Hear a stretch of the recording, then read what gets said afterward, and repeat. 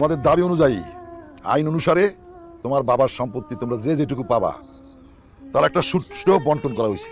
সোনালী, তোমার ভাগে পড়ছে ওই মেন রোডের 22% জমি। সীমা, তোমার ভাগে পড়ছে দক্ষিণ পাড়ার ওই বিটাটা, আর দক্ষিণ পাড়ার বিটার নিচে যত ধানি জমি আছে সব। আলহামদুলিল্লাহ। আর ভাবি আগে পড়ছে এই বাড়ির পিছনে যে বিটাটা ওইটা।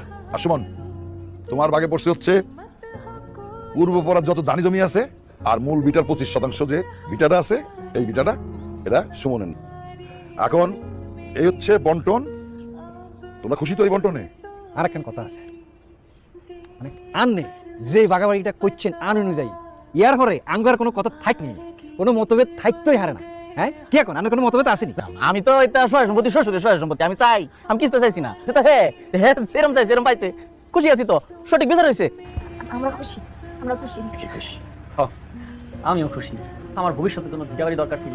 এখন যদি আমি পড়াশোনা করে চাকরি করা নাও পাই, ওই যে জমি জমা পাইছি ওইটা নিয়ে আমি কিছু করে খাইতে পারবো। আমি আলহামদুলিল্লাহ খুশি। সালাম ভাই, আমার মামুনের ভাগ কোনটা?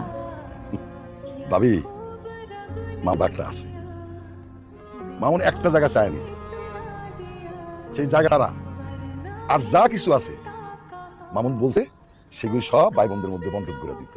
কিন্তু ওই জায়গাটা মামুন জীবনের কোনো কিছুর বিনিময়ে আচ্ছাড়া করবো না।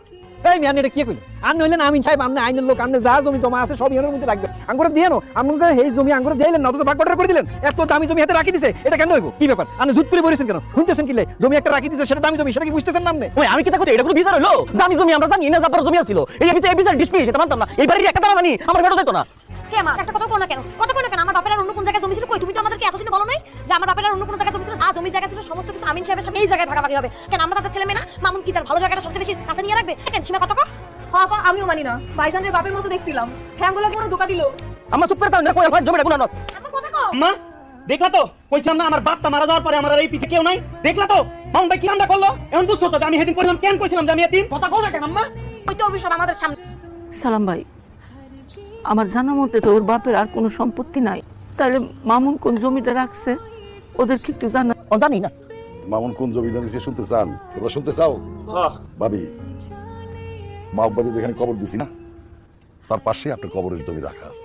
আপনাকে দুইজনের পায়ের পাশে যে খালি জায়গাটুকু, সেই জায়গাটুকু মামুন চায় নিছে। তার মারা যাওয়ার পর বাবা আমার পায়ের নিচে যেন তার কবর দেওয়া হয়। এই জায়গাটুকু সে কোনো কিছুর বিনিময়ে আচ্ছা করবে।